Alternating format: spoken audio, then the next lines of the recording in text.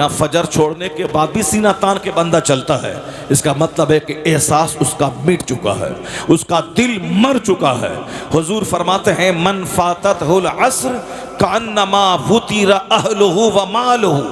हदीस में आया है कि जिसकी अस्र की नमाज फौत हो गई तो गोया उसके बाल बच्चे माल सब तबाह बर्बाद हो गए। ये मुस्तफ़ा की हदीस है, मुस्लिम शरीफ की हदीस में आया है मन फाततहुल अस्र, जिसकी अस्र की नमाज फौत हो गई कअन्नमा वुतिरा अहलुहु व मालुहु, गोया उसका अहलो अयाल, उसका बाल बच्चा, उसका माल सब तबाह बर्बाद हो गया। एक वक्त की नमाज अगर किसी अल्लाह के वली की छूट जाती थी, वह बैठ के रोते थे, घर में जमात छूट जाती थी। लोग कहते थे कि मेरा बेटा अगर मर जाता तो सारा समाज मेरी ताज़ियत को आता और सारा समाज आके मुझको दिलासा दिलाता कि सब्र करो, अल्लाह ताला तुम्हें अजर अता फरमाए, तेरे बेटे को ले लिया अल्लाह ने अमल बदल अता फरमाए। तो मेरा बेटा मर जाता तो सारा समाज मुझको मेरी ताज़ियत के लिए आता, जबकि बेटे के मरने से बड़ी मुसीबत मुझको आ गई। वह मुसीबत यह आई कि मेरी जमात छूट गई, मेरी नमाज छूट गई। मगर ताज्जुब है कि लोग मेरे पास ताज़ियत को नहीं आए, जबकि बेटा के मर जाने के बाद सारा समाज मेरे पास आता। जबकि बेटा के मरने से बड़ी मुसीबत है नमाज का छूट जाना, बेटे के मरने से बड़ी मुसीबत है जमात का छूट जाना। ये वह बोलता है जिसका दिल जिंदा है, जिसका शऊर जिंदा है, जिसका एहसास जिंदा है, जिसका हिस्स जिंदा है। इसीलिए गरीब होना ये ऐब की बात नहीं है, बल्कि गरीब होना तो फख्र की बात है। पैगंबर आजम के घर में 2 महीने तक चूल्हे में आग नहीं सुलगती थी। सैयदा आयशा कहती हैं कि मैं चांद को देखती, दूसरे महीने का चांद देखती, तीसरे महीने का चांद निकलता, यहाँ तक कि शहरैन 2 महीने गुजर जाते, मगर मुस्तफ़ा के घर वाले के चूल्हे में आग नहीं सुलगती थी, ना रोटी बनती थी और ना सालन और तरकारी बनती थी, बल्कि सिर्फ खजूर पे पानी पे गुजर बसर होता था। ये सरकारे दो जहां के निजी घर, अपने जाती घर की सादगी थी कि 2 महीने तक चूल्हे में आग नहीं सुलगी। अगर हमारे घर में भी अगर दोपहर में आग न सुलगे तो ऐब की बात नहीं है। अगर हमारे घर में 2 दिन का फाका हो जाए यह ऐब की बात नहीं है, चूंकि हम गिरे हुए हैं इसीलिए गरीबी का मजाक उड़ाते हैं। लेकिन जिस दिन हमारा दिल जिंदा हुआ उस दिन अगर किसी गरीब को मैं देखूंगा ये नहीं बोलूंगा ये जलील है, ये गरीब है, बल्कि उस दिन मेरे दिमाग में यह बात आएगी कि मुस्तफ़ा ने कहा है कि अगर मालदार जन्नत चला भी गया तो गरीब उससे 500 साल पहले जन्नत में दाखिल हो जाएगा। मुस्तफ़ा कहते हैं गरीब मेरी उम्मत के मालदारों के मुकाबले में 500 साल पहले जन्नत जाएंगे। अगर किसी गरीब को आपने देखा, ये मत कहना कि किसी जुर्म की सजा इसको मिल रही है, ये मत कहना कि किसी इसके बाप दादा ने कोई गलत काम किया होगा इसीलिए इसका बेटा मजदूरी कर रहा है, ये गरीब है। जो आदमी गलीज होता है वो गिलासत को पसंद करता है। पाखाने के कीड़े को अगर 50 लाख रुपए का ऊद उसको सुंघा दे वह मर जाएगा, उसी वक्त पाखाना का कीड़ा जिंदा रहता है जब तक कि वो गिलासत में लिपटा हुआ रहता है। लेकिन गुलाब चूसने वाला भौरा वह जब तक उसे गुलाब नहीं मिले उस वक्त तक वो उसको जिंदगी नहीं मिलती है। जहां गंदी महक आई वह गुलाब का भौरा मर जाता है।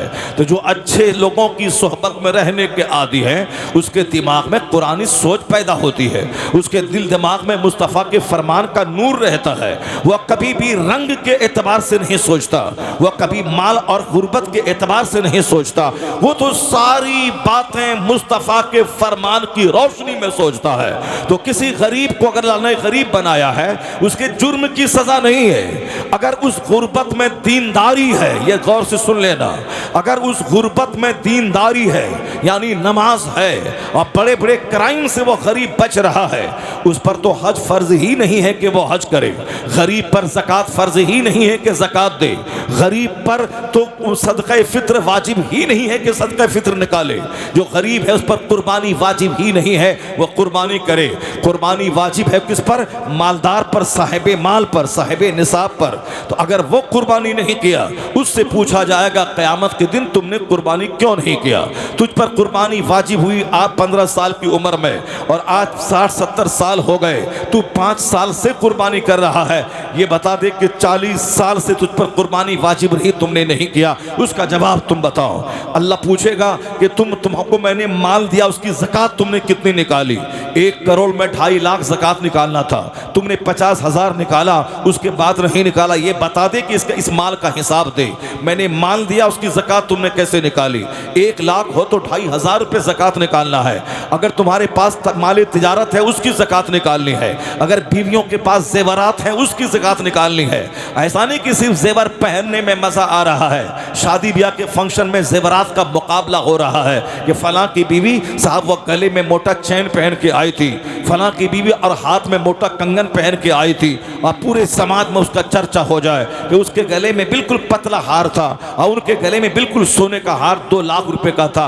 तो यह 2 लाख रुपए का हार बनाना कमाल नहीं है, कमाल है कि जब तक वह हार रहेगा हर साल ज़कात निकालना फर्ज है, उसको ज़कात देना ही होगा। ऐसा नहीं कि बिजनेस के माल पे सिर्फ ज़कात फर्ज है, जो जेवरात पहनने के हैं उस पर भी ज़कात फर्ज है, और जब तक वो जेवर रहे हर साल फर्ज है। ऐसा नहीं कि एक बार निकाल दिया तो हो गया, नहीं, जब तक वो जेवर आपके पास है हर साल फर्ज है, चाहे उससे आपका कोई फायदा हो या ना हो। वह माल आपके घर में है, उस पर ज़कात फर्ज है। आपने खरीदा 50 साल पहले, आपने कभी कभार दे दिया थोड़ा सा माल, क़यामत के दिन हिसाब देना होगा कि तुमने ज़कात निकाली क्यों नहीं। सदक़े फ़ित्र का हिसाब, ज़कात का हिसाब, कुर्बानी का हिसाब, उश्र का हिसाब, जो ज़मीन अल्लाह ने दी है 10 बीघा 25 बीघा, जो उससे मैं गन्ना की खेती करता हूँ, उससे मैं गेहूँ की खेती करता हूँ, उससे मैं धान उपजाता हूँ, धान का हिस्सा तुमने निकाला कि नहीं निकाला? तुमको मैंने गेहूँ दिया 50 कुंटल, उसका तुमने कितना हिस्सा निकाला? आसमान से बारिश हुई तो हर 10 केजी में 1 केजी देना खुदा की राह में। अगर तुमने पानी खरीद की सिंचाई करी तो हर 20 केजी में 1 केजी देना खुदा की राह में। ये बता दें कि हिसाब देने में पसीना छूट जाएगा, 500 साल लग जाएंगे हिसाब देने में। कुर्बानी का हिसाब, उश्र का हिसाब, गन्ने धान गेहूं की खेती का हिसाब, आलू जो सब्जी उपजाते हैं उसका हिसाब, जो आपने आम का बाग बनाया है उसका हिसाब। तो ये किसान हिसाब देने में लगा रहेगा, ये मालदार ज़कात का हिसाब देगा। गरीब ना उस पर ज़कात फ़र्ज है, ना उस पर सदक़े फ़ित्र वाजिब है, ना उस पर कुर्बानी वाजिब है, वह सिर्फ नमाज उस पर फ़र्ज है। वह पाबंदी से मजदूरी करे तो भी नमाज पढ़े, ईंट ढोए तो भी नमाज पढ़े, दूसरों के खेत में हल चलाए तो भी नमाज पढ़े, बीमार रहे तो भी नमाज पढ़े। नमाज पढ़ने में पैसा नहीं लगता है, नमाज पढ़ने में 8 घंटे नहीं लगते हैं। 8 घंटे ईंट ढोने के बाद तब 500 रुपये मिलते हैं, और यहाँ तो 5 नमाजों को मिला के 1 घंटा का टाइम भी नमाज में नहीं लगता है। तुम 1 घंटा लगा दे, अल्लाह महासंख्यों रुपए की जन्नत तुझको अता फरमा देगा। अल्लाह ये देखना चाहता है तू 10 मिनट निकाल, मैंने तू 10 घंटा अपने खेत में रहा, नमाज ज़ोहर के 10 मिनट निकाल, तू रात भर 8 घंटे की गहरी नींद ले, और जिस रब ने नींद दी उस रब की खातिर फजर के लिए 10 मिनट का टाइम निकाल। तू 10 मिनट का टाइम खुदा के लिए निकाल दे और सिर्फ नमाज पाबंदी से पढ़। ये ईंट ढोना तेरे गुनाहों का कफारा बन जाएगा। जो मजदूर पसीना बहाता है और हलाल रोजी कमाता है, पसीने की एक एक बूंद उसके गुनाहों के दाग को मिटा देती है। तो गुर्बत ऐब की बात नहीं है। गरीब सिर्फ नमाज पढ़ ले, वह झूठ न बोले, वह जिना न करे, वह शराब न पिए, वह साहब चुगलखोरी न करे, वह ईमानदारी से रहे, काम में तो धोखाधड़ी न करे, वह हलाल तरीके से मेहनत से कमाए। मालदार जो तुम्हारे गांव में 1000 बीघा जमीन का जोतने वाला है, जो तुम्हें जलील समझता है, अगर तुमने नमाज पढ़ी, गुनाहों से बचा, इन मालदारों से 500 साल पहले अल्लाह जन्नत में तुझको अता फरमाएगा जगह। इसके मुकाबले में 5 साल नहीं, 5 दिन नहीं, 50 साल नहीं, 500 साल, 500 साल पहले तुम इन जमींदारों के मुकाबले में जन्नत जाएगा। दुनिया में थोड़ा सब्र कर लेना, दुनिया में नर्वस मत होना, इन मालदारों से मत चिढ़ना, अल्लाह रब्बुल इज्जत के फैसले का शिकवा मत करना कि अल्लाह ने मुझको गरीब बनाया, सामने वाले को मालदार बनाया। अगर तुमने शिकवा नहीं किया, अल्लाह की मर्जी पे राजी रहे, अल्लाह ने जो तेरे हक में जितनी रोजी लिखी उस पर तुमने सब्र किया और नमाज का दामन नहीं छोड़ा, तो ये मालदार को देख के आज तू ललचाई निगाह से देखता है, हसरत करता है कि इनके पास 50 करोड़ की गाड़ी है, मेरे पास नहीं, मैं किसी काम का आदमी नहीं हूँ। इनके पास 100 बीघा जमीन है, मेरे पास रहने का घर नहीं, मैं इनके सामने किसी काम का आदमी नहीं हूँ। सब्र से काम लेना। इन 50 करोड़ की गाड़ी वाले से 500 साल पहले तू जन्नत जाएगा।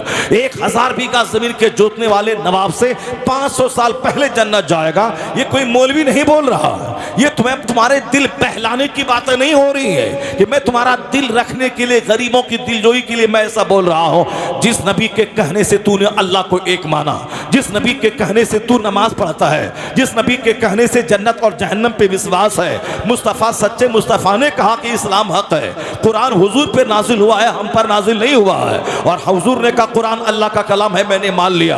हुजूर ने कहा कि अल्लाह एक है, हमने मान लिया।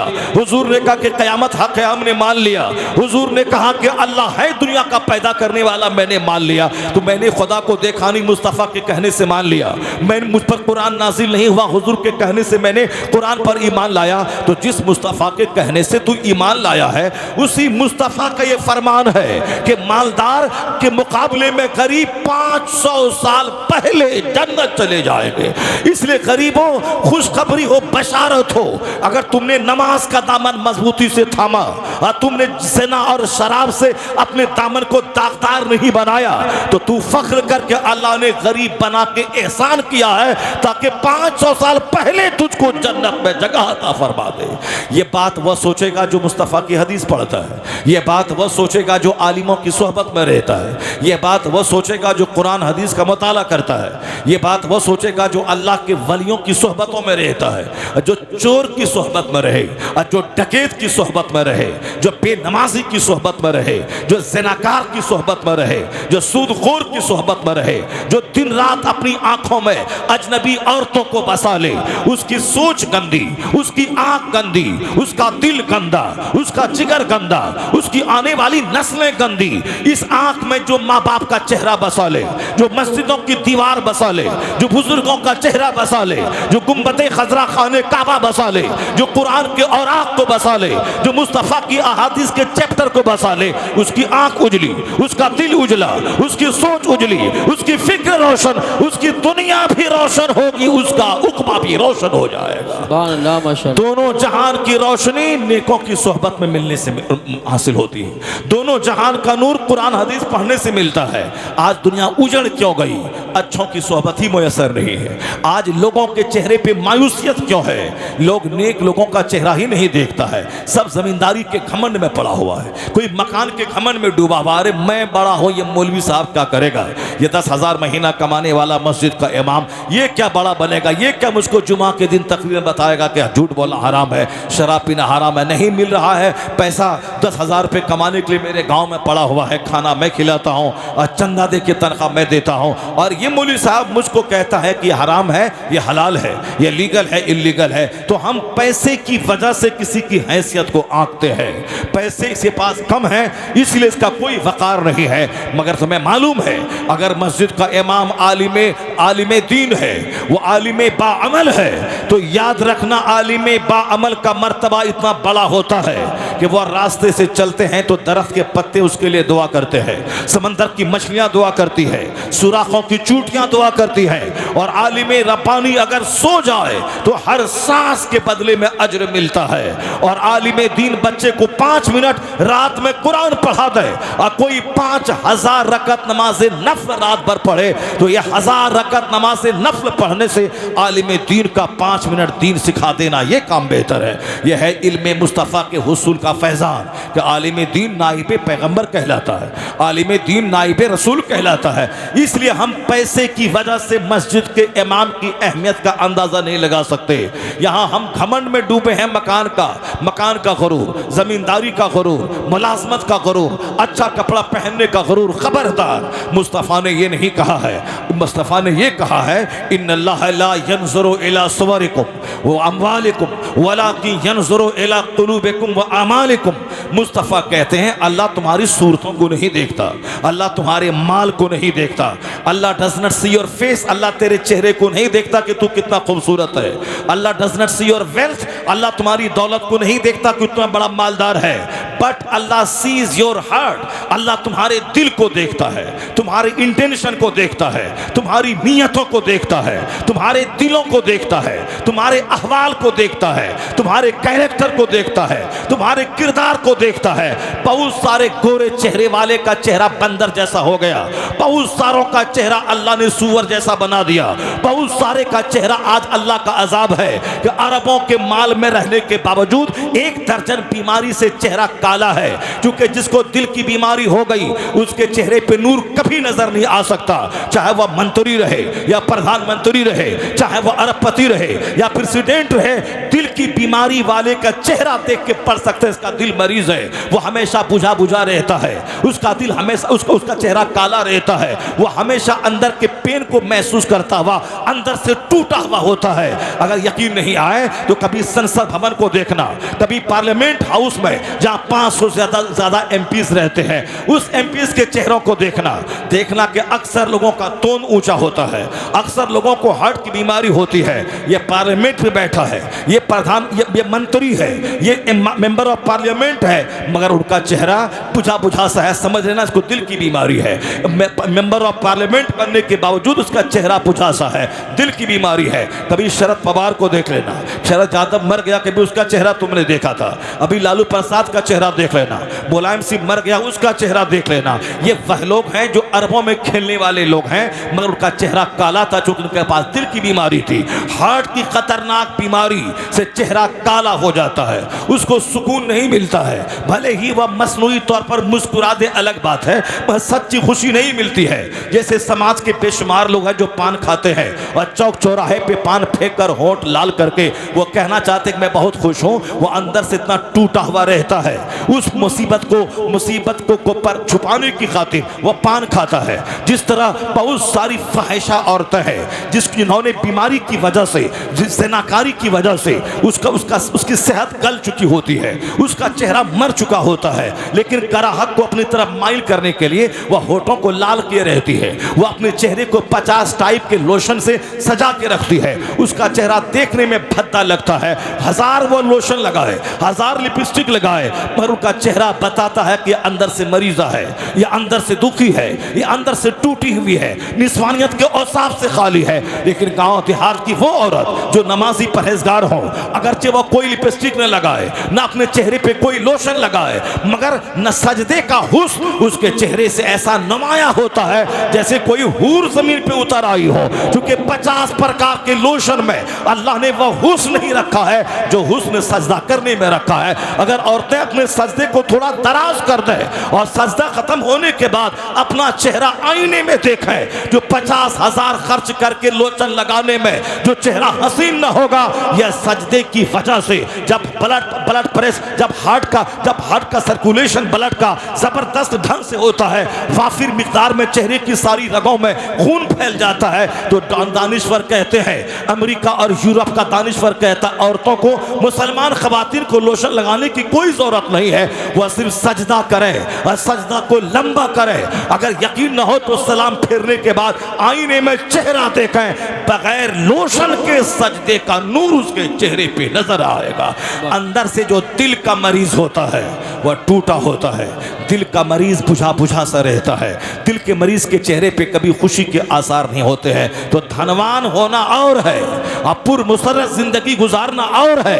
ये इमाम साहब मस्जिद का 10,000 कमाने वाला चेहरे पे फेयर एंड लवली नहीं लगाता है, ये अपने होठ में लिपस्टिक नहीं लगाता है, यह सिर्फ तेल लगाता है मुस्तफ़ा की सुन्नत पे अमल करते हुए। लेकिन जिस दिन अमामा बांध कर और जुब्बा पहनकर जब जुमा के दिन मेंबर पे खड़ा होता है, अरबपति नीचे है, बैरिस्टर नीचे है, लायर नीचे है, 1000 बीघा जमीन का जोतने वाला नीचे है, उसका बेटा जो अमेरिका पढ़ने गया है बैरिस्टर बनने, वो अपना घर आया है, वो भी नीचे है, और गरीब का बच्चा 10,000 महीना कमाने वाला वह मेंबर पे चढ़ा हुआ है, अमामा बांध कर आसा लेकर जब वो कहता है सबीलुकुम तवीलुन तवील व ज़ादुकुम कलीलुन कलील, तो ऐसा लगता है जैसे कमांडर इन चीफ है जो फौज को ललकार रहा है, जैसा कोई बादशाह है जो अपनी रियासत साया से खिताब कर रहा है। ये बताते 10,000 में ये हुस्न कहाँ से आया, ये 5,000 रुपये महीने में चेहरे का नूर कहाँ से आया। ना लिपस्टिक है ना फेयर एंड लवली है, यह नूर है दीन की खिदमतों का नूर है, यह जिक्र इलाही का नूर है, यह दुरूद मुस्तफ़ा का नूर है, यह सब्र का नूर है, यह तवक्कुल का नूर है, यह कनाअत का नूर है, दीन मोहम्मदी की खिदमत का नूर है। क्योंकि हुजूर ने कहा है कि जो मेरी हदीस सुने और दूसरों को सुनाए अल्लाह उसे हरा भरा रखे। नद्दर अल्लाहु अमरन मन समिअ मिन्ना हदीसन फबल्लगहु कमा समिअ। हुजूर ने कहा अल्लाह उसे हरा भरा रखे जो मेरी हदीस सुनता है और दूसरों को सुनाता है। ये मुस्तफ़ा की दुआ मालदारों के साथ नहीं है, अरबपति के साथ नहीं है। अल्लाह अरबपति को हरा भरा रखे, अल्लाह खरबपति को हरा भरा रखे, अल्लाह पुलिस में नौकरी करने वाले को हरा भरा रखे, अल्लाह कॉलेज के प्रोफेसर को हरा भरा रखे, अल्लाह स्कूल के टीचर को हरा भरा रखे, अल्लाह मकान वाले को हरा भरा रखे, अल्लाह गाड़ी वाले को हरा भरा रखे। ये दुआ मुस्तफ़ा ने नहीं की। मुस्तफ़ा ने क्या दुआ की? अल्लाह उसे हरा भरा रखे, सरसब्ज़ो शादाब रखे जो मेरी हदीस सुनता है और दूसरों को सुनाता है। ये मुस्तफ़ा की दुआ है कि 10,000 कमाने वाला अरबपति का कान काटता है और वह मालदारी के दिन गुजारता है, उसका चेहरा भी नूरानी होता है, उसकी दुनिया भी नूरानी होती है। अल्लाह ने चाहा तो उसकी आखिरत भी नूरानी होती है। नारे तकबीर, नारे रिसालत, नारे गौसियत, मसलके आला हजरत, फैज़ान आला हजरत हज़रत अल्लामा मुफ्ती शहरियार रज़ा साहिब क़िबला ताजदार मदीना कॉन्फ्रेंस सरजमीन तिगड़ी ज़िला बरेली शरीफ। हमारे समाज से नूर आज खत्म हो गया। घमंड ने मुझको जानवर बना दिया, गुरूर ने मुझको कहीं का नहीं छोड़ा। एक तो गुरूर आदमी को अब होता है कि अपने मजहब पे घमंड हो कि अल्लाह ने मुझको मोमिन बनाया है। यहाँ घमंड इस्लाम पे नहीं है, यहाँ तो बुझा बुझा सा है आदमी, शिकायत का शिकार आदमी साहब वो कच फिक्री का शिकार रहता है कि हमें मोमिन बना के टेंशन में आजमाइश पर डाल दिया। ये दुनिया के सारे लोग मुझे खाना चाह रहे हैं, ये सारे कुफार मुशरिकीन मुझे मारना चाहते हैं। अब ये इस्लाम को बोझ समझता है कि हम बेकार मुसलमान हुए, बेकार मुस्लिम फैमिली में पैदा हुए, क्योंकि हमारा मुस्तकबिल बड़ा खतरनाक है। हिंदुस्तान के मुशरिक भी मुझे मारना चाहते हैं, अमेरिका के यहूदी भी मुझको मारना चाहते हैं, बरतानिया के ईसाई मुझको मारना चाहते हैं, ये सारे लोग मुझको मारना चाहते हैं। दुनिया में बेशुमार लोग हैं, कोई किसी की बात लेके नहीं फिरता। ये बिकाऊ मीडिया दिन रात मुसलमान इस्लाम ये करता रहता है। चलो कम से कम इतना तो करता रहता है कि इस्लाम का चर्चा तो कर रहा है, इसी बहाने आने वाली नस्लें इस्लाम का मुताले करने का मजाज तो ले रही है। ये भले ही सोचता मैं इस्लाम को डैमेज कर रहा हूँ, इस्लाम को बदनाम कर रहा हूँ, लेकिन जब बार बार इस्लाम और मुसलमान मीडिया वाला बोलेगा तो बच्चों के दिमाग में होता जरा मुताला करूँ इस्लाम किसे कहते हैं, जरा मैं मुताला करूँ इस्लाम के पैगंबर की तालीमात क्या है। ये मीडिया वाला मुस्तफ़ा की इज्जत को धूमिल करने के लिए ये हुजूर का नाम लेता है, मगर अमेरिका यूरोप के लाखों बच्चे जब मीडिया में मुस्तफ़ा जान रहमत का नाम सुनते हैं वो हुजूर की सीरत पढ़ने का शौक उनको पैदा होता है। जरा देखें ये मीडिया वाले कहते हैं इन्होंने ऐसा किया, इन्होंने जिहाद किया, जिहाद का कानून दिया, इन्होंने लड़ने झगड़ने का कानून दिया। जरा पढ़े मोहम्मद अरबी को, ये कौन थे, ये कहाँ पैदा हुए, इसका मैसेज क्या है, इसका सबक क्या है। एक कौम मुस्लिम तू सुन ले, अमेरिका यूरोप का कोई दिन ऐसा नहीं गुजरता जिस दिन वहां का कोई दानिश्वर कलमा पढ़ के मोमिन ना होता हो, वहां का वैज्ञानिक कलमा पढ़ के मोमिन ना होता हो, वहां का साइंटिस्ट कलमा पढ़ के मोमिन ना होता हो। कोई दिन नहीं गुजरता। गिराने दे नेतन्याहू को बम फिलिस्तीन के बच्चों पे। नर्वस कभी मत होना, मुसलमान हमेशा जिंदा रहने के लिए पैदा नहीं हुआ है, मुसलमान तो शहादत के लिए पैदा हुआ है, मुसलमान तो अल्लाह के लिए मरने के लिए पैदा हुआ है। मरना तो सबको है ही, चाहे अपने खेत में मरो, चाहे खलियान में मरो, चाहे हॉस्पिटल में मरो, चाहे बीमार होके मरो, चाहे एक्सीडेंट करके मरो, तो मरना जब है ही तो क्यों एड़ी रगड़ के मरना। आला मौत है वो जो खुदा के नाम पे आ जाए, गर्दन कट जाए। ये खाने पीने वाला नहीं समझ सकता कि शहादत किसे कहते हैं। शहादत फिलिस्तीन की औरतों से पूछो शहादत किसे कहते हैं, वहां के बच्चों से पूछो शहादत किसे कहते हैं, वहां के मर्दों से पूछो शहादत किसे कहते हैं। वह रो नहीं रहा है कि मैं मुसलमान को मुसलमानियत की सजा मिल रही है, वह रो नहीं रहा है 70 साल से हम पे बम गिर रहे हैं। वहां के लोग रो नहीं रहे हैं कि हमारे ऊपर ये इसराइल और अमेरिका बम गिरा रहा है। वह फख्र करते हैं कि अगर आज नहीं तो कल कोई ना कोई मेरा बच्चा पैदा होगा होगा, जो सलाहुद्दीन का रोल अदा करेगा। अगरचे लाखों शहीद हो गए, मगर इसी इंतजार में वहां की खवातीन बैठी है और फिलिस्तीन छोड़कर भाग नहीं रही है। आने वाली नस्लों में कोई सलाहुद्दीन जन्म लेगा, खालिद इब्ने वलीद का गुलाम जन्म लेगा, साद इब्ने वकास का गुलाम जन्म लेगा, हजरत अबू उबैदा बिन जर्राह का गुलाम जन्म लेगा, जो किबले अव्वल को आजाद करवाएगा, फिलिस्तीन को आजादी दिलवाएगा। उस सलाहुद्दीन के इंतजार में 70 साल से बम खा रही है और यह रंग लाएगा। अब वह दिन करीब आ रहा है कि इसराइल जलील होगा, यहूदी जलील होगा, नसरानी जलील होगा, इस्लाम जिंदा होगा, पूरी दुनिया में इस्लाम फैलेगा, हर जगह का मजहब इस्लाम होगा और एक मसलक अहले सुन्नत व जमात है। सुभान अल्लाह, सुभान अल्लाह, सुभान अल्लाह। वह दिन आने वाला है, वह हालात पैदा हो रहे हैं, इसलिए कि जैसे जैसे इल्म बढ़ रहा है, जैसे जैसे लोगों को तजस्सुस बढ़ रहा है, जैसे जैसे रिसर्च का रुझान दुनिया में बढ़ रहा है, वैसे वैसे कलमा पढ़ने वालों की तादाद में इजाफा होता चला जा रहा है।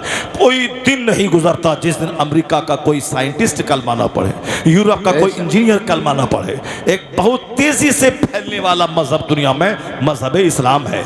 यही हिंदुस्तान की गोदी मीडिया को यह बात अच्छी नहीं लगती है कि ऑस्ट्रेलिया के फला किंग ने कलमा पढ़ा, अमेरिका का फला अरबपति कलमा पढ़ा, यूरोप की फला शहजादी कलमा पढ़ी। ये सारी खबरें जब आती है, ये खबरें चैनलों पे नशर नहीं करता है, ये नशर नहीं करता। हाँ, कोई मुसलमान किसी बुराई मुलविस हो जाए उसको हाईलाइट करके दिखाता है, ये मुसलमान है, इन्होंने ऐसा कर दिया, ये मुसलमान है, इन्होंने ऐसा कर दिया। यही सारी बातें इस गोदी मीडिया को बोलने दें। आप इसी ख्याल में जिंदा रहें कि इस्लाम दबने नहीं आया है, इस्लाम कुफ्र दबाने आया है, शिर्क मिटाने आया है, जुल्मत मिटाने आया है। किसी जालिम की तलवार इस्लाम खत्म नहीं कर पाएगी, किसी बादशाह की सल्तनत इस्लाम को मिटा नहीं पाएगी।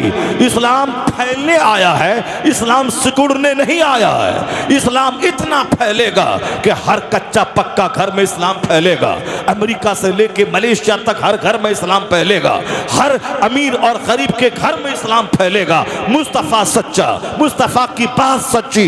आने वाला वो वक्त आएगा कि हर कच्चा पक्का घर इस्लाम वहां दाखिल हो जाएगा।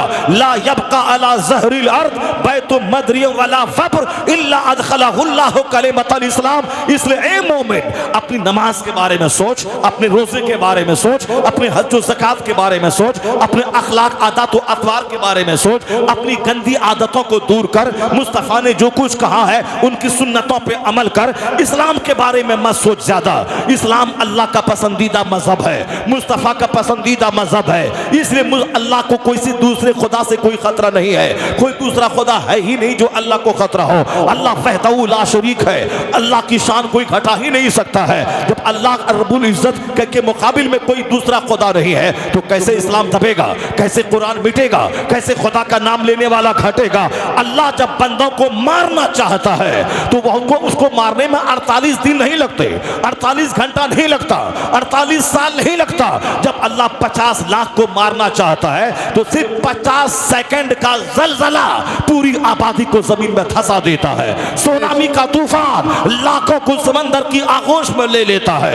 ये मौसम की खराबियां, ये आग आसमान से बरसती है और हजारों लोग मौत की आगोश में चले जाते हैं। तुर्की का जलजला तुमने देखा होगा, उस्मानाबाद का जलजला तुमने सुना होगा, सुनामी का तूफान 10 साल पहले आया उसको तुमने देखा होगा। सैलाब के मौसम में जब पानी बहता है, गांव का गांव तबाह होता है, उसको तुमने देखा होगा। इसलिए ये जो कुछ तमाशा दुनिया में हो रहा है, चाहे अमेरिका करे, चाहे इसराइल करे, चाहे दुनिया के लोग करें, चाहे अरब के हिजड़े हुक्मरा अपने भाइयों को ज़बह होता हुआ देखे, उसकी जबान न खुले, कुर्सी प्यारी हो, बदतमीज तू कल मरेगा, तेरी लाश में कीड़ा पड़ेगा। जिस तरह कर्नल कज़ाफ़ी मरा, जिस तरह लीबिया का कर्नल कज़ाफ़ी मरा, तू भी मरेगा। मोहम्मद बिन सलमान जिस तरह यासिर अरफात मरा, तू भी मरेगा। जिस तरह मिस्र का सदर मरा, उसी तरह तू भी मरेगा। जिस तरह सद्दाम हुसैन गए, उस तरह तू भी जाएगा। पर सद्दाम तो शेर था जो फांसी के फंदे पे चढ़ने के बाद वह कलमा पढ़ा, अपनी कौम की मोहब्बत में मरा। और तू कैसे मरेगा? तू यूरोप का गुणगान करके मरेगा, तू अमेरिका का तलवार चाट के मरेगा, तू यहूदी का खुतबा पढ़ के मरेगा, तू नसरानी की दलाली करके मरेगा, बुरी मौत मरेगा। इसलिए कि तू मुसलमानों की राजधानी जो मक्का मदीना है वहां की तू कमान संभाला है, वहां का तू हाकिम है। 25,000 से ज्यादा लोग शहीद हो गए और तुम्हारे सीने में दर्द नहीं पैदा हुआ, तुम्हारे सीने में एहसास नहीं पैदा हुआ। हिंदुस्तान के मुसलमान जख्मी है, मलेशिया के मुसलमान जख्मी है, अमेरिका का क्रिश्चियन जख्मी है। अमेरिका के क्रिश्चियन सड़कों पे आ गए, कहा जुल्म बंद करो। अमेरिका के दानिश्वर सड़कों पे आ गए, यह जंग बंद करो। ऑस्ट्रेलिया में हजारों लोग सड़कों पे आ गए, यह जंग बंद करो। अब ब्रिटेन में जहां 50,000 आदमी का देखना मुश्किल है, वहां 6 लाख लोग सड़कों पे आ गए और कहा जुल्म बंद करो। मगर मोहम्मद बिन सलमान के लोग साहब या नंगी लड़कियों को नचाने में लगा हुआ है, शराब पीने में लगा हुआ है, रंगरलिया मनाने में लगा हुआ है। मैंने भी सुना है कि तुम्हारे जो बाप दादा थे वो भी मरे, अब्दुल्ला मर गए, किंग फैसल मर गए, तुम्हारा जो बाप दादा है वो भी मर गया, फहद भी मर गया, वह सब चला गया, तू भी मरेगा, तेरी लाश सड़ेगी, या तुम्हारी लाश से बदबू आएगी, तुम्हारे सीने में दिल नहीं है। फिलिस्तीन के शहीदों की बॉडी से कस्तूरी की खुशबू आ रही है, जो खुदा की खातिर जान देता है और जो सिर्फ कुर्सी बचाता है उसकी लाश से बदबू आएगी, और जो मजहब बचाता है वह लाश के टुकड़े क्यों न हो जाए, कस्तूरी की खुशबू। नारे तकबीर, नारे रिसालत, नारे गौस, मसलके आला हजरत। मरना तो सबको है ही, मौत वही जो खुदा के नाम पे आ जाए, मौत वही जो किबले अव्वल की हिफाजत में आ जाए, मौत वही जो इस्लाम की आबरू बचाने में आ जाए, मौत वही जो सरहद इस्लाम पे आ जाए। इसलिए अपने बाल बच्चों को देखने वाला उतना अज्र नहीं पाता जितना अज्र हदीस की रोशनी में कोई सरहद इस्लाम पर रहे और इस्लामी फौज की हिफाजत में एक रात अगर कोई जागता है तो उस आग पे अल्लाह जहन्नम की आग हराम कर देता है। आग से जो अल्लाह के डर से आंसू बहाता है उस आग पे भी जहन्नम की आग हराम हो जाती है। और जो आग इस्लामी फौज की हिफाजत में सरहद पे खुली रहती है ताकि दुश्मन कहीं से हमला ना कर दे, उस आग पर भी जहन्नम की आग को अल्लाह हराम कर देता है। जहाँ 50 साल का नफल सजदा वहां नहीं बंदे को पहुंचाता है, जहां इस्लाम के नाम पर पहुंचने वाली चोट की वजह से बंदा पहुंच जाता है। अल्लाह के नाम पे गर्दन कटाने का इनाम सिर्फ जन्नत है। सारे गुनाहों की जड़ें कट जाती हैं जब बंदे की गर्दन कट जाती है।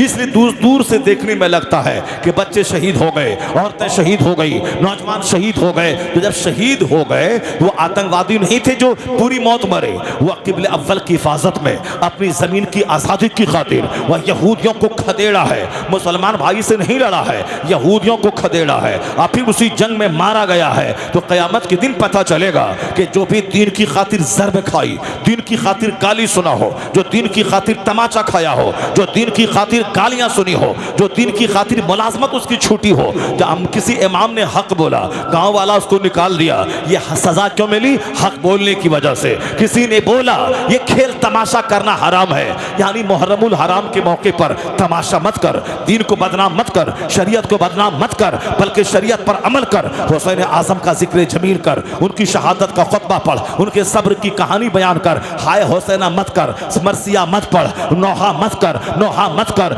जहालत वाला काम मत कर। ये दुल्लू घोड़ा की तस्वीर बना के उसको घुमा घुमा के पैसा कमा के शराब पी के काफिरों की तरह रोल अदा मत कर, नाच गाना मत कर, बल्कि सजदा कर, जिक्र कर, तिलावत कर, हुसैन की अजमत से अपने सीने को रोशन करने की कोशिश कर। ये खेल तमाशा, ये फर्जी इमाम बाड़ा, ये साहब ताजियों की कतार है जिससे इस्लाम का कोई बड़ा काम नहीं होता। ये खुराफात में गुम है, नमाज गायब है, खुराफात में गुम है, नमाज गायब है, खुराफात में गुम है, शरीयत पर अमल गायब है। ये तमाशे दूर कर दे। लोगों ने बोला गर्दन काट देंगे, तुमने ताजिया के खिलाफ बोला है, तुमने इमाम बाड़ा के खिलाफ बोला है। अगर गर्दन कटी तो ये बाल बच्चों की मोहब्बत में नहीं बल्कि मुस्तफ़ा की शरीयत का कानून बताया है, उसके बदले में गर्दन कटी है। तो दुनिया में नहीं आखिरत में पता चलेगा कि हुसैन आजम शहीदों के सरदार का नाम है। वो अपना सारा बाल बच्चा, अपना सारा कुंबा अल्लाह की राह में लुटा दिया। बात क्या थी? हुसैन हक बोलने के लिए मैदान में आए थे। यजीद की पलीदी को चलने नहीं दिया जाएगा, इस्लाम दुश्मनी चलने नहीं दी जाएगी, शरीयत का मजाक उड़ाने नहीं दिया जाएगा, यजीद के मनमाने ढंग से जीने को नहीं दिया जाएगा। यजीद अल्लाह का कानून चलेगा, मुस्तफ़ा का ज़ाब्ता चलेगा, तुम्हारा कानून नहीं चलेगा। यही बताने हुसैन करबला आए थे, दीन बचाने करबला आए थे। बदले में दुश्मनों ने गर्दन काट दी, बच्चे को ज़बह कर दिया, जवान बेटे को कत्ल कर दिया, सारा कुंबा लुटा दिया। तो क़यामत के दिन जब हुसैन खून में लथपथ अपने बाल बच्चों समेत जब जन्नत की तरफ सफर करेंगे, अहले महशर हुसैन की इज्जत को देखेंगे। अब वहां जिसने मुस्तफ़ा के दीन की खातिर एक मार खाई हो, गाली खाई हो, उन्होंने बेइज्जती झेली हो, उन्होंने मुलाजमत को खोया हो, तो हुसैन के सामने अगर ये गया तो हुजूर आपने तो गर्दन कटाई, मैंने भी गाली खाई है, मैंने भी तमाचा खाया है, मैंने मुलाजमत खोई है, मुझे लानत मलामत क्या गया है। हुसैन ने अगर मुस्कुरा के देख लिया और इशारा किया कि मेरे साथ आ जा, 80 बरस का नफल सजदा वहां नहीं ले जाएगा जहां हुसैन की मुस्कुराहट अपने साथ जन्नत लेके चली जाएगी। तो फूल माला गले में डलवाना और है, हक बोलने के बदले में गाली सुनने का मजा और है। अब खूब साहब 1 लाख का लिफाफ लेकर अपने घर में मस्ती से खाना और है, हक के बोलकर गालियां सुनना और मुस्तफ़ा के नवासे के तरीके पे अमल करना और है। सबके हिस्से में शहादत नहीं आती है। अल्लाह जिससे प्यार करता है, अल्लाह जिससे दोस्ती करता है, अल्लाह जिसको ऊंचा मर्तबा देना चाहता है, उसे हॉस्पिटल में मौत नहीं देता, उसे राहे खुदा में शहादत की मौत अता करता है, ताकि उसे जमीन से उठा के इज्जत और सम्मान के आसमान पे पहुंचा दिया जाए। सुभान अल्लाह, सुभान अल्लाह। नारे तकबीर, नारे रिसालत, नारे गौस, ताजदारे मदीना कॉन्फ्रेंस। मत होना कि हमें इसराइल की मुसीबतों से हमारा सर नीचा हो रहा है, फिलिस्तीन की मुसीबतों से कभी नहीं। ये हिंदुस्तान के मुशरिक, ये हिंदुस्तान के इस्लाम दुश्मन, ये तो उसको शुरू से खुशी होती है जब भी मुसलमानों का जिक्र और तकलीफ पहुंचती है। मुशरिक को बड़ा मज़ा आता है। मक्का में जनाब बिलाल को जब तकलीफ हो रही थी तो मुशरिक को मज़ा आ रहा था। जब जनाब खब्बाब को जब कोयले पे लेटा के उसके बदन को जलाया जा रहा था, मुशरिक को मज़ा आता था। जब मुसलमानों को उहद की जंग में बज़ाहिर थोड़ी सी शिकस्त नज़र आई, मुशरिक को मज़ा आता है।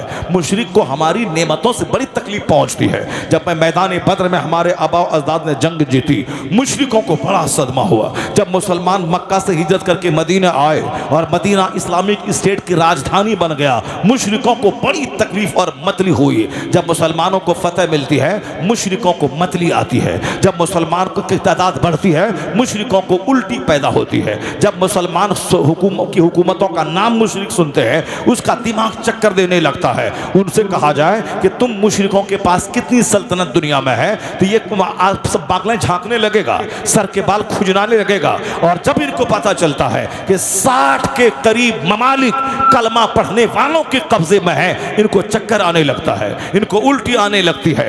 और जिस दिन ये 60 के करीब ममालिक जिस दिन मुत्तहिद हो जाए, जिस दिन एक हो जाए, आपस की नफरतों को भूल जाए, जिस तरह तुम्हारे घर में 4 भाई है और चारों में नफरतें हैं, चाहे बीवी की वजह से, चाहे बच्चे की वजह से, चाहे औरत की वजह से, चाहे माँ की वजह से, जिस वजह से भी हो, खबरदार मर्द हो, मर्द बन के जिंदा रहना। माँ की वजह से अपने भाई में आपस में जंग मत करना, और बीवी की वजह से अपने घर के सुकून में आग मत लगाना। माँ भी औरत है और बीवी भी औरत है, या दोनों को औरत की निगाह से देखना कि दोनों औरतें हैं। औरतों में दीन की कमी है कि जब हम नमाज पढ़ते हैं उस पर माहवारी के दिनों में वो नमाज नहीं पढ़ सकती है, वह रोज़ा नहीं रख सकती है, यह उनके दीन की कमी है। और अक्ल की कमी है कि मर्द एक हैं, औरतें उनके मुकाबले में 2 हो, और 2 औरत की गवाही एक मर्द के बराबर होती है, यह उनके अक्ल की कमी है। चूँकि मर्दों को अल्लाह ने उनके मुकाबले में ज़्यादा ताकतवर बनाया है। तो ये बीवी भी तुम्हारी बीवी है, माँ भी तुम्हारी माँ है,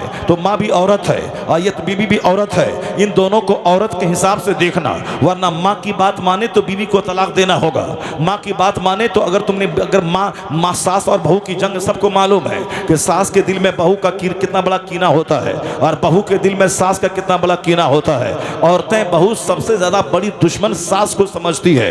यही वजह है कि हमेशा शौहर बाहर से आ जाए तो वह उनकी माँ की शिकायत की पोटली खोल देती है। तुम्हारी माँ ने ऐसी करी, तुम्हारी माँ ने ये बोली, तुम्हारी माँ ने ये कहा, यानी सब माँ ही का सारा कसूर है। और जब माँ के सामने बैठ जाए और आपकी बीवी मैके चली जाए और माँ खाना ला के परोस दे तो फिर माँ क्या करती है, अपनी बहू का सारा चिट्ठा खोल के रख देती है। तुम्हारी बीवी ऐसा करी, तुम्हारी बीवी ऐसा करी, जबकि माँ के पास जो पैसा है वह बेटे का दिया हुआ है, बीवी के पास जो पैसा वह भी उनके शौहर का दिया हुआ है। यही लाल है जो माँ को भी देता है, यही लाल है जो बीवी को भी देता है, मगर ये दोनों आपस में मिल के नहीं रहती है। इन दोनों को आपस में मिल के रहना चाहिए कि अगर मेरा बेटा मर गया तो फिर मेरे आराम का क्या होगा। और बीवी को सोचना चाहिए अगर मेरा शौहर अगर मर गया, जख्मी हो गया, फिर मेरा क्या होगा। यह दोनों अपने शौहर अपने बेटे से मालदार बनी है। उसके पास जो पर्स है वह बेटे का है, उसके पास जो 10,000 रुपये है वह बेटे का दिया हुआ है, उसके पास जो सैंडल है वह बेटे का दिया हुआ है, उसके पास जो सलवार सूट महंगा है बेटे का दिया हुआ है, और इस बीवी के पास जो सैंडल है वो शौहर का दिया हुआ है, इसके पास जो पर्स में 10,000 रुपये है ये शौहर का दिया हुआ है। और ये दोनों उसी शौहर और बेटे को तकलीफ पहुंचाना चाहती है, इसलिए कि दोनों के पास अकल नहीं है, ये नाक़िसुल अक्ल है। यही वजह दोनों एक दूसरे की शिकायत करने में लगी है। कोई अपने शौहर को बहकाने में लगी है, कोई अपने बेटे को बीवी की छुड़ाने में लगी है। तो एक मर्द को चौड़ा दिल रखकर, इसे बड़ा सा दिल रख के दोनों को डील करना है। बीवी को देना 10,000 रुपये, माँ को नहीं बताना है कि मैंने बीवी को दिया है, और माँ को देना है 10,000 रुपये, बीवी को नहीं बताना है कि मैंने माँ को दिया है। अगर तुमने कह दिया कि मैंने अपनी बीवी को दिया है, मैंने माँ को दिया है, तो बीवी को उल्टी आ जाएगी, उसको मतली आ जाएगी, उसको चक्कर आ जाता है, वह बिस्तर पे सो जाती है, लेट जाती है, चाय बंद है, रोटी बंद है, खाना बंद है। क्या हुआ जी, जाओ माँ के पास जाओ, माँ के पास जाओ। रात में उधर उठी हुई है, क्या हुआ जी, इधर आओ जी, नहीं माँ के पास जाओ। यानी इस तरह के सारे ताने ये मर्द सुनता है, क्योंकि अगर कह दिया कि मैंने अपनी माँ को 10,000 रुपये दिया है, इसलिए मर्द हो, माँ को मिठाई ला के दे तो बीवी को मत बता, हाँ बीवी को पैसा दे तो माँ को मत बता। अगर तुमने बीवी को 1 लाख रुपए दिया और माँ को बता दिया मैंने दिया है, तो अब माँ को चक्कर आ जाएगा, वह उधर उल्टी होने लगती है, उधर हाँ तुम बीवी का गुलाम हो गए, जाओ बीवी के पास लेके रहो, अब हम तुमसे बात नहीं करेंगे। अब बेचारी रोटी तो सारे घर में जैसे क़यामत आ गई हो। माँ नाराज हो तो भी घर अच्छा नहीं लगता, और बीवी अगर नाराज हो तो भी घर अच्छा नहीं लगता।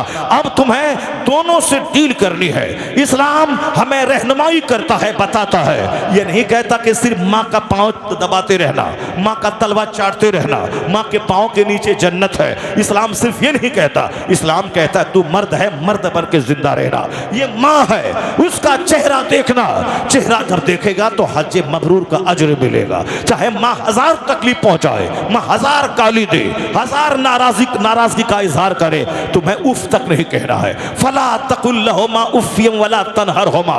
नाराजगी के इजहार का सबसे अदना दर्जा है लफ्ज़ उफ कहना। हम आपसे नाराज हैं, बड़ा दर्जा है कि 2-4 तमाचा मार दे। हम आपसे नाराज हैं, मार नहीं सकते, तो उसका अदना दर्जा है कि हम गाली आपको देने लगे, वो गाली भी नहीं दे सकते। अदना दर्जा है कि हम कोई खरी खोटी आपको सुना दे, अगर वो भी नहीं सुना सकते, तो अगर आपने मेरी मर्जी के खिलाफ काम किया है तो मेरी जबान से अगर गाली नहीं निकली, अगर अलफल जुमले नहीं निकले, तो इतना निकलता है लफ्ज़ उफ, आपने ऐसा कर दिया। यह उफ नाराजगी का सबसे अदना दर्जा है। मार अलग, गाली अलग, डांट डपट अलग, ये लफ्ज़ उफ नाराजगी के इजहार का सबसे अदना दर्जा है। तो कुरान में एलास का लफ्ज़ नहीं है, कुरान में लफ्ज़ हुर्रा नहीं है, कुरान में लफ्ज़ आहा नहीं है, मगर कुरान में लफ्ज़ उफ है। क्या है, अगर माँ बाप बुढ़ापे को पहुंच जाए, दोनों या दोनों में से कोई एक भी, तो अल्लाह कहता है नरमी का हाथ बिछा देना, नरमी का हाथ बिछा देना, अपना बाजू नर्म कर देना। फला तकुल लहुमा उफ़्यम वला तनहरहुमा। लफ्ज़ उफ तक भी जबान से मत निकालना। अगरचे माँ का काम तेरी मर्जी के खिलाफ हो, अगरचे माँ का काम तुझको को शदीद तकलीफ पहुंचाए मगर लफ्ज़ उफ तक मत कहना। बीवी को तमाचा मारने का हुक्म है, बीवी को डंडा मारने का हुक्म है, मगर माँ को नहीं।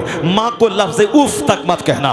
ये मत कहना कि अम्मी आप खराब हैं, ये मत बोलना कि अम्मी आपकी वजह से घर में आग लगी है, ये मत बोलना कि आपकी वजह से हम अपनी बीवी से बात तक नहीं कर पा रहे, आपकी वजह से हमारे घर का चैन रुखसत हो गया। खबरदार, ये जुमला माँ के जिगर को छलनी कर देगा।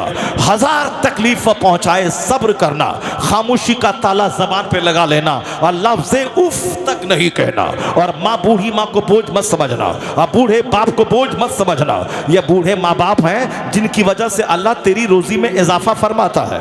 ये बूढ़े माँ बाप हैं जिनकी वजह से तेरी फसलें अल्लाह उगाता है। ये बूढ़े माँ बाप हैं जिनकी वजह से आसमान से रहमत का पानी गिरा के फसलें अदा कर उगाता है। ये बूढ़े माँ बाप हैं जिनकी वजह से तुम्हारे बाल बच्चों की जी नेमतें तुमको मिलती है।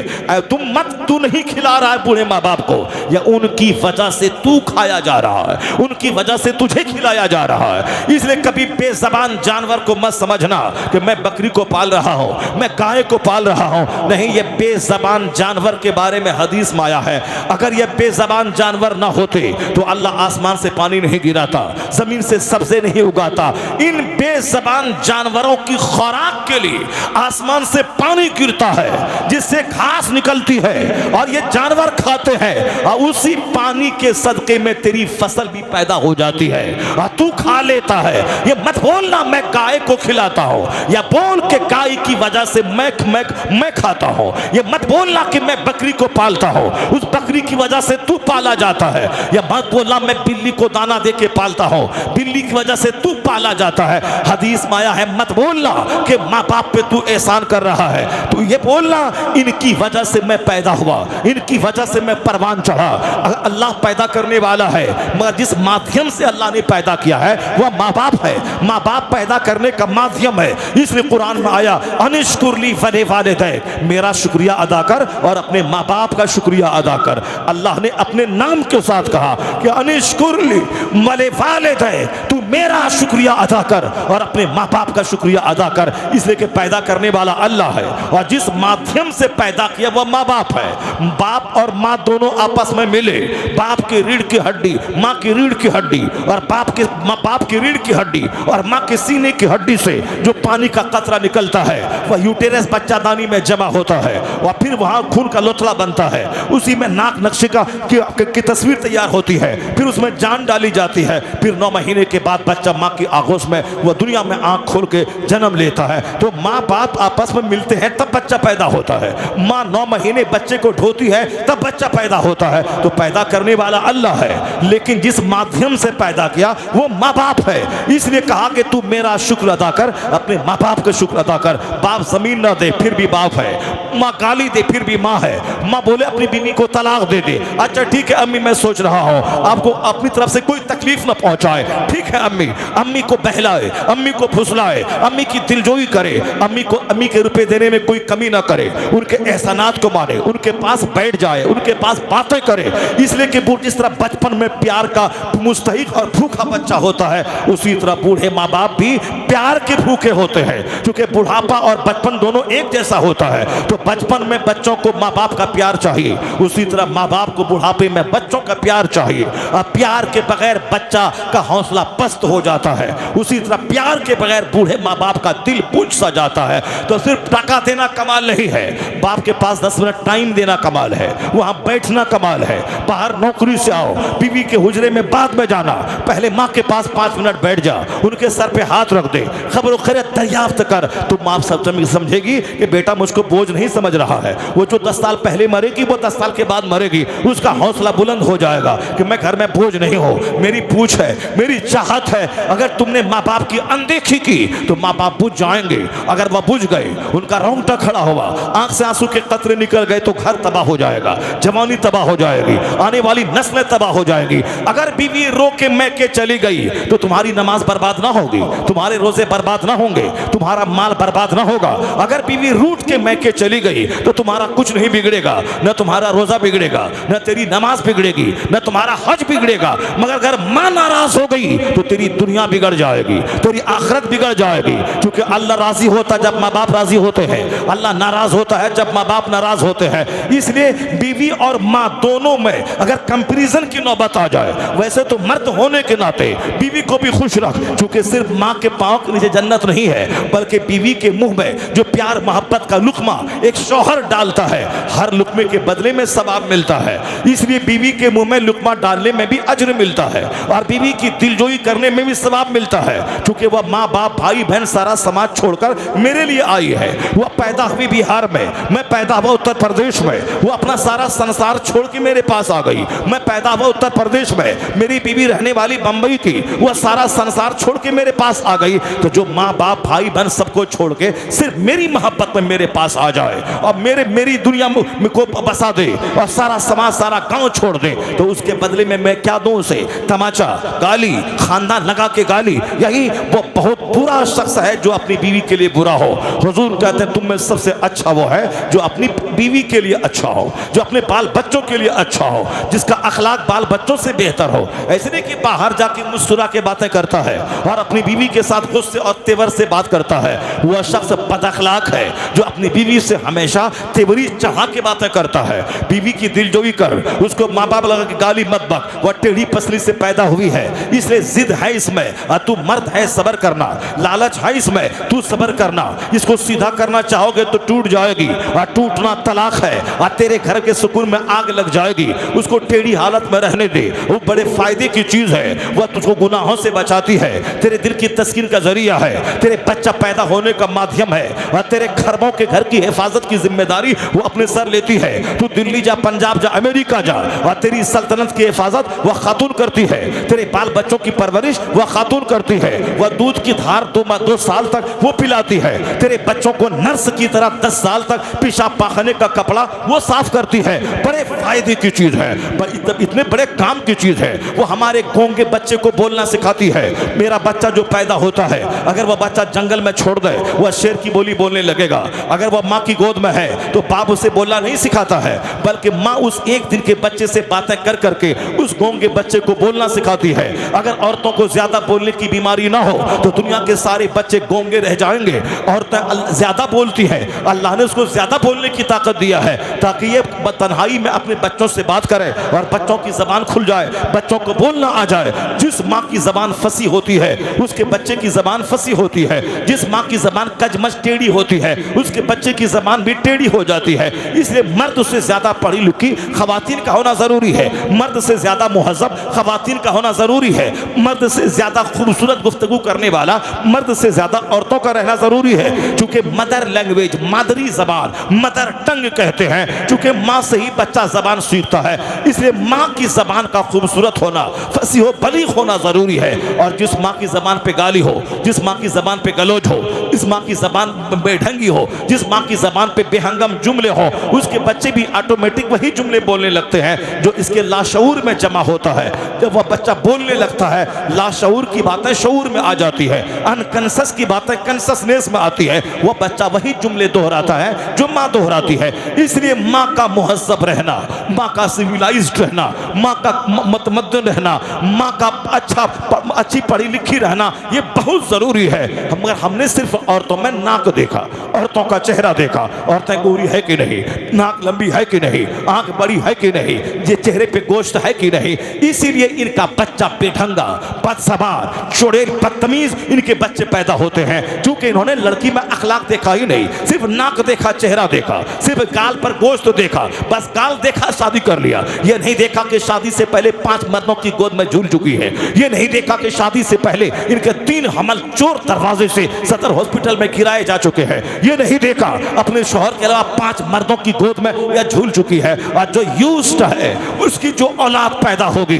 बंजर जमीन से फसलें बंजर पैदा होती है। जो दरख्त जिस तरह का होता है उसी तरह का फल पैदा होता है। सिर्फ नाक मत देखना, सिर्फ आंख मत देखना, सिर्फ चेहरे का गोश्त मत देखना, 6 फीट की हाइट मत देखना, वरना आगे आने वाले दिनों में जब उनसे तकलीफ पहुंचेगी तो फिर तू सब्र नहीं कर पाएगा। तू देखेगा निगाहों के सामने जिसकी आंख तुमने देखा था, अगर तुझसे ज्यादा खूबसूरत तेरा छोटा भाई है, वह उससे प्यार करेगी, उसके साथ भाग जाएगी। तुझसे ज्यादा खूबसूरत कोई साहब हॉकर है, कोई चादर बेचने वाला है, कोई ट्यूशन पढ़ाने वाला है, उसके साथ भाग जाएगी। आए दिन ये कहानियां हो रही है। स्कूल में पढ़ाने वाली टीचर वह दूसरे टीचर के साथ भाग रही है। समाज में जमींदार की बीवी 2 बच्चे की मां वह दूसरे किसी चौकीदार के साथ भाग रही है। आए दिन इस तरह की खबरें मिल रही है। 4 बच्चे की मां भाग गई, 5 बच्चे की मां भाग गई। एक सैयदानी गुजरात में 4 बच्चे की मां, जिसके शौहर के पास कार थी, करोड़ों का बंगला था, मगर सामने वाला टेलर मास्टर जो मजदूर था उसके साथ आते जाते कपड़ा सिलाते हुए उसके साथ भाग गई। सारा शहर सदमे में चूर हो गया।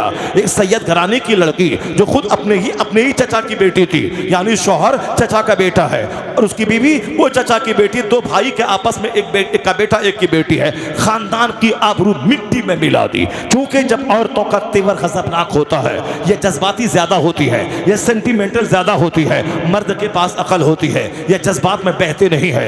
औरतें जज्बाती होती हैं। किसी मर्द ने मुंह दिखलाया मुस्कुराता हुआ, मिठाई का डब्बा दे दिया या सोने का एक जेवर दिखला दिया, उसी की तरफ माइल हो जाती है। किसी ने लहरा के बात किया, उसी की तरफ माइल हो जाती है। किसी ने उसके पास साफ सब्ज बाग दिखलाया, उसी की तरफ माइल हो जाती है। यह संवेदनशील है, यह जज्बाती होती है और जज्बात में फैसला अक्सर गलत होता है। यही वजह है जज्बाती होने की वजह से। और जज्बात का फायदा दूसरा यह होता है, यह 9 महीने पेट वजन ढोती है फिर भी कोई शिकवा नहीं, और 2 साल दूध पिलाती है फिर भी कोई शिकवा नहीं। यह जज्बाती लगाव बच्चे से होता है कि बच्चे को सीने से लगाती है, उनको करार मिलता है। बच्चे का पीछा पखाना धोती है, उनको सुकून मिलता है। यह जज्बातियत की वजह से है। और बच्चे को हमेशा 24 घंटे सीने पर चिपका के रखती है, यह जज्बात की वजह से है। यह जज्बात का पॉजिटिव पहलू है जिससे हमको फायदा पहुंचता है। और जज्बात का निगेटिव पहलू होता है, वो निगेटिव पहलू कि किसी ने मुस्कुरा के बात किया और किसी ने लहरा के फोन से बात किया और किसी ने सब्ज बाग दिखाया, अगर ये उसकी तरफ माइल हो गई तो वहां भी जज्बात का गलत इस्तेमाल होता है। वह जज्बाती हो जाती है। वह नहीं देखता आगे क्या होगा, वह नहीं देखती पीछे क्या होगा, वह नहीं देखती बच्चों का क्या होगा, वह नहीं देखती शौहर का क्या होगा, वह नहीं देखती खानदान का क्या होगा। जज्बात में बहकर वह गलत कदम उठा लेती है। ये कई लाख मुसलमानों की बेटियां जो काफिरों के साथ भाग गई, ये जज्बात में बह गई। प्यार मोहब्बत के नाम पे जन्नत भूल गई, आखिरत भूल गई, अल्लाह रसूल को भूल गया। जबकि एक मोमिन चाहे 1000 बदकार हो, अगर ईमान सलामत है और ईमान की हालत में मरा है तो बख्शिश की उम्मीद है। चाहे गुनाहों की सजा काट के जाए, चाहे 10-20 साल जहन्नम में जल के जाए, चाहे जैसी भी हो, या अल्लाह फजल फरमाए बगैर जले हुए जन्नत चला जाए। ये तो उम्मीद है जिसके सीने में ईमान है। लेकिन जिसके सीने में ईमान नहीं है, वह चाहे 50 करोड़ की मस्जिद बना दे, चाहे 50 करोड़ कंबल गरीबों में बांट दे, चाहे वह 50 करोड़ चापाकल लगवा दे, चाहे गरीबों को 50 करोड़ बिल्डिंग बना के उसके मुसाफिर खाने बनवा दे, कुछ नहीं होगा। सारी नेकियों का सवाब, उसका फायदा, दुनिया की दौलत बढ़ेगी, दुनिया में मिल जाएगा। आखिरत में इनाम उसको मिलेगा जिसका ईमान सलामत है। ईमान है तो इनाम मिलेगा। अब बताएं कि मेरी जवान बेटियां जो काफिरों के साथ भाग गईं, उसी के मजहब को कबूल कर लिया, आखिर वो आखिरत के बारे में क्या सोची? ऐसा तो नहीं कि प्यार मोहब्बत करके भाग गई तो अब ये 1000 साल जिंदा रहेगी। नहीं, वो तो अक्सर प्यार मोहब्बत में भागने वाली वह जल्दी ही उसको सजा मिलती है। नहीं देखा, नागपुर के एक मुसलमान फैमिली की बेटी एक गैर मुस्लिम हिंदू ढाबा वाले से मोहब्बत करी, माँ बाप की नाक कटवा दी, समाज की आबरू कटवा दी। यह कौम मुस्लिम है जिस मुसलमान का सारे लोग एक मकान में लगी हुई ईंट के समान होते हैं। जैसे एक मकान में 10,000 ईंट लगी है और 10,000 ईंट, हर ईंट एक दूसरे को पुख्तगी देती है। एक ईंट कमजोर हो गई तो सारा मकान कमजोर हो जाता है। उसी तरह दुनिया का सारा मुसलमान एक मकान के ईंट के समान है। अगर एक शराबी हुआ, एक पापी हुआ, एक बेनमाजी हुआ तो सारा मकान कमजोर हो जाता है। आज जो हमारी दुआएं रद्द हो गई इसीलिए कि मुस्लिम समाज में अक्सर लोगों की बड़ी तादाद, अक्सरियत मुसलमानों की बेनमाजी की है, शराबियों की है, जुआरियों की है, गाली गलौज देने वालों की है। यहाँ तो एक ही उल्लू सारे चमन को बर्बाद करने के लिए काफी है। और जब हर शाख पे उल्लू बैठा हो तो फिर चमन का क्या हाल होगा, गुलिस्तान का क्या हाल होगा कि एक शराबी समाज में आग लगाने के लिए काफी है, एक बेनमाजी समाज का सुकून छीनने के लिए काफी है, और एक बदकार आसमान से आग बरसाने वाले अजाब को लाने के लिए काफी है। और जहां सारे लोग बदकार हो जाए, मेजॉरिटी बदकारों की हो जाए, उसका क्या हाल होगा। एक कौम में मुस्लिम कुरान करीम हम नहीं पढ़ते, मुसीबत आती है तो कहते हैं अल्लाह कहाँ है, रसूलुल्लाह कहाँ है, और अल्लाह कहाँ है। हाँ, अल्लाह ने वादा किया है कि मुसलमानों को फतह देगा, तो काफिर हमें मार रहा है, अल्लाह कहाँ है। ये नहीं देखता कि मार क्यों रहा है, जलील क्यों हो रहे हैं, आखिर क्या वजह है। अल्लाह ही दुनिया चलाता है, हमारे नाचने कूदने से कुछ नहीं होता है। ये मत बोल कि मैं इस्लाम बचाता हूँ, मैं इस्लाम बोलता हूँ, मैं इस्लाम की खिदमत कर रहा हूँ, मैं इस्लाम का पैगाम पहुंचा के लोगों को बुराई से बचाता हूँ। ये मत बोल। एहसान खुदा का है कि वह तुझे इस्लाम की खिदमत का मौका अता फरमाया है, इस्लाम की खिदमत की तौफीक अता कर दी है। वरना लाखों करोड़ों लोग हैं जो झूठ बोल रहे हैं, जो फिल्म का गाना गा रहे हैं, जो फिल्मी स्टाइल नकल कर रहे हैं, जो फिल्मी डायलॉग बोल रहे हैं, जो जबान पे गीबत जारी किए हुए हैं। अगर तू कुरान बोलता है तो तेरा कमाल नहीं, अल्लाह के फजल का कमाल है। अगर तू नमाजी है तो तेरा कमाल नहीं, अल्लाह ने तुझ पर एहसान किया है। एक आदमी की गिरफ्त अगर अल्लाह कर ले, एक बंदा की, तो समझ ले पूरी इमारत ढह जाएगी। जिस तरह से एक तस्बीह का दाना है, अगर धागा टूट गया और एक दाना नीचे गिरा तो समझ ले कि सारा दाना धीरे धीरे नीचे गिर जाएगा। यही है मुसलमान, सारे एक मकान की ईंट के समान है। और दूसरी हदीस में हुजूर ने फरमाया कि मुसलमान एक जिस्म के पार्ट्स की तरह है। जिस तरह पांव में कांटा चुभता है, एहसास सारे जिस्म में होता है, उसी तरह एक मुसलमान अगर कहीं शराब पीता है तो पूरी मुस्लिम जिस्म को इसकी तकलीफ का एहसास होता है, पूरी मुस्लिम सोसाइटी को इस तकलीफ का एहसास होता है, और यह सारा जिस्म उस दर्द को महसूस करता है। ऐसा नहीं कि पांव में कांटा चुभा है तो सर को कोई तकलीफ नहीं, पूरा जिस्म वह दर्द महसूस करता है। इसी तरह से दुनिया के सारे मुसलमान एक जिस्म के समान है। पांव में अमेरिका में कांटा चुभे, वह दर्द हिंदुस्तान का मुसलमान महसूस करता है। फिलिस्तीन का मसला था, फिलिस्तीन के लोग शहीद हो रहे हैं, हिंदुस्तान के मुसलमान को तड़पने की क्या जरूरत थी, अमेरिका के मुसलमान को तड़पने की क्या जरूरत थी, चाइना जापान के मुसलमानों को दर्द महसूस करने की क्या जरूरत थी। ये करोड़ों नौजवान जो फिलिस्तीन जाके गर्दन कटाने का जज्बा रख रहे, सड़कों पे आ रहे हैं, इसको क्या जरूरत पड़ी थी। इनकी जमीन गई, इनका मकान गया, इनके बच्चे कटे नहीं, मगर एक मुसलमान की जमीन जा रही है, एक मुसलमान की गर्दन कट रही है। यही है वो इस्लामी रिश्ता जो पतन में आग लगा देता है, जो तक कांटा वहां चुभा है फिलिस्तीन में, दर्द का एहसास यहां हो रहा है। और अगर ये एहसास खत्म हो जाए वह मुर्दा है। यानी फिलिस्तीन में बच्चे शहीद हो रहे हैं, और यहां मैं सिनेमा रात भर देख रहा हूं, रात भर मोबाइल चला के गंदी तस्वीरें देख रहा हूं। समझ जाए उसका दिल मर चुका है, उसका दिल अंधा हो चुका है। एहसास जिंदा को होता है, मुर्दा को नहीं होता है। जो मर गया कोई एहसास नहीं, तो जिसका दिल मर चुका हो उसको कोई एहसास ना होगा। अभी 5 दिन पहले बरेली से आगे बदायूं है, बदायूं से पहले सिकरौली एक जगह है, वहां पे तीन नौजवान शराब में धुत बाइक चला के जा रहे थे। एक तो स्पॉट डेथ कर गया, और 2 बरेली शरीफ में मौत और जिंदगी से जूझ रहा था। वह पता नहीं दोनों मर गया कि नहीं मरा।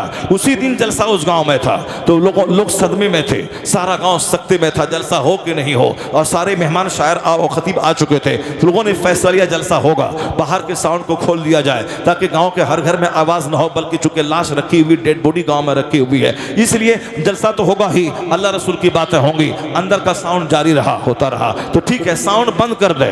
कुछ लोगों ने कहा कि जलसा बंद कर दे। और उसी गांव में जिस घर में मैं खाने के लिए गया तो मैंने देखा वहां सारा गांव सदमे में डूबा हुआ है, मगर एक जोकर जिसके चेहरे पे दाढ़ी भी थी और वो लेटा हुआ था चारपाई पर, उसी घर में खाने के लिए मैं गया, वहां कंबल ओढ़े हुआ है और सीने तक कंबल है और हाथ में मोबाइल है। और उसी दिन वर्ल्ड क्रिकेट का फाइनल हो रहा था, अब वह तमाशा देख रहा है। डेड बॉडी गांव में रखी हुई है, सारे लोग सकते में, चूंकि जवान मौत है और कुंवारा नौजवान 18 साल का है वो मर गया है। सारे लोग परेशान हैं, मगर दिल इतना अंधा हो चुका है कि वह तमाशा वर्ल्ड कप क्रिकेट देख रहा है, वह साहब क्रिकेट का तमाशा देख रहा रहा है, तो इस मुर्दों से क्या उम्मीद कर सकते हैं? जब सीना मर जाए, या मुर्दे से क्या फायदा होगा? जिसका दिल जिंदा रहता है वो उस लाश को अपनी लाश समझता है, उसकी तकलीफ को अपनी तकलीफ समझता है। तो एक बंदा अगर मुजरिम हो तो सारा मकान कमजोर हो जाता है। वो तो अल्लाह का फजल है। लाखों मुसलमान शराबी हैं फिर भी कुछ नहीं होता,